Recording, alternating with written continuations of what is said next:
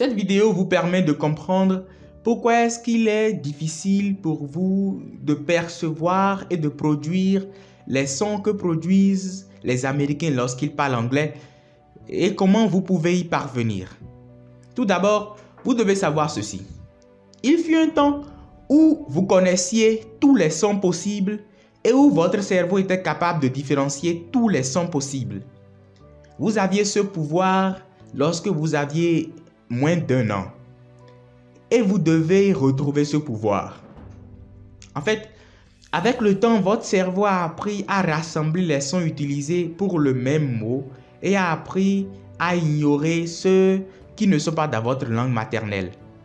Regardez par exemple, il y a une recherche scientifique dans laquelle les chercheurs ont scanné le cerveau d'adultes japonais en leur faisant écouter cette progression de mots. Rock, rock, rock, lock, lock, lock. Ils n'ont observé aucune activité dans le cerveau traduisant un changement de mot.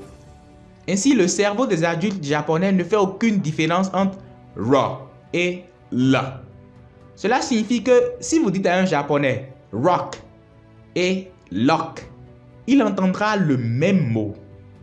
C'est bizarre pour vous et moi parce que nos langues maternelles nous ont appris à faire la différence entre ro et la. C'est ici que cela devient encore plus intéressant.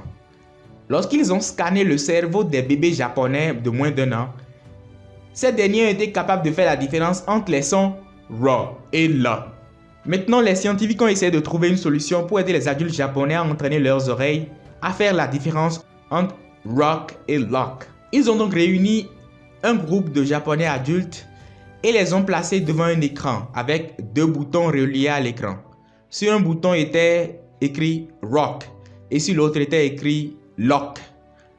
Ensuite, ils entendaient une suite de rock et de lock et appuyaient sur le bouton correspondant à ce qu'ils entendaient. Bien sûr, ils ont obtenu de mauvais résultats et le faire encore et encore n'a rien changé. Alors les scientifiques ont essayé autre chose. Ils ont essayé de leur fournir un retour immédiat après qu'ils aient trouvé la bonne ou la mauvaise réponse. Et grâce à ce retour, les Japonais ont commencé par s'améliorer jusqu'à devenir parfaits pour faire la différence entre ro et la. Ils avaient en effet retrouvé leur super pouvoir de bébé, du moins pour ro et la. Cela signifie que nous pouvons tous apprendre des sons et plus encore que nous pouvons réapprendre des sons produits seulement dans d'autres langues. Et c'est là tout l'intérêt de commencer par l'apprentissage des sons. Nous pouvons parler, lire avec un accent natif avant même de comprendre parfaitement ce que nous lisons ou disons. Et c'est exactement l'expérience des scientifiques pour les adultes japonais que nous allons répliquer pour apprendre les sons dans Enki. Par exemple, si vous ne savez rien de l'américain, vous ne pouvez certainement pas faire la différence ou produire le son ro, ro, ro. Eh bien, vous apprendrez à les produire avec Enki.